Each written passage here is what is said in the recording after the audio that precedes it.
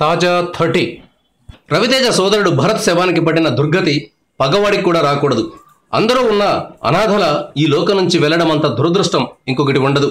చనిపోయినప్పుడు శత్రువు అయినా సరే అతనిలోని మంచిని చూసే సమాజం మనది.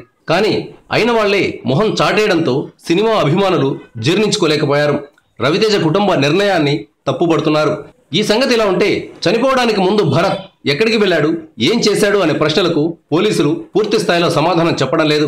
అసలు యాక్సిడెంట్ జరిగిన తర్వాత భరత్ చనిపోయిన విషయాన్ని దాచిపెట్టడానికి అతడి స్నేహితులు ప్రయత్నించారు. ఎందుకు చావును దాచిపెట్టాల్సి వచ్చింది?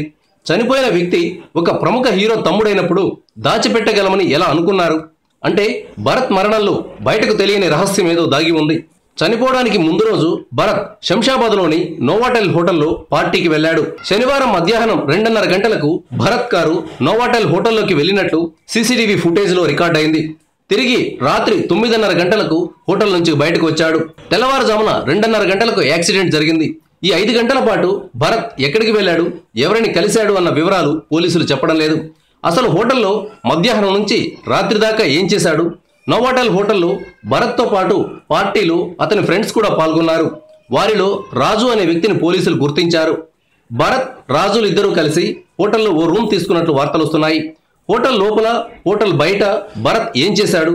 డ్రగ్స్ కేసుల్లో ఉన్న భరత్ పైన ఎవరైనా కక్ష కట్టారా అన్న ప్రశ్నలకు సరైన సమాధానాలు లేవు.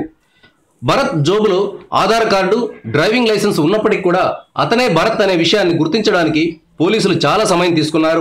భరత్ ఫోన్ నుంచి అందులోని చాలా నెంబర్లకు కాల్ చేశారు. ఈ కాల్స్ రిసీవ్ చేసుకున్న వారెవరూ కూడా చనిపోయింది భరతేనని చెప్పలేదని పోలీసులు అంటున్నారు.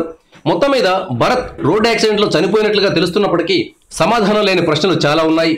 పోలీసుల తీరు కూడా అనుమానాలు రేకెత్తించేలా ఉంది. Thank you viewers. ఈ వీడియో మీకు నచ్చితే లైక్ బటన్ టచ్ చేయండి. తాజా 30 ఛానల్కు సబ్స్క్రైబ్ చేయండి. మీ మిత్రులకు షేర్ చేయండి.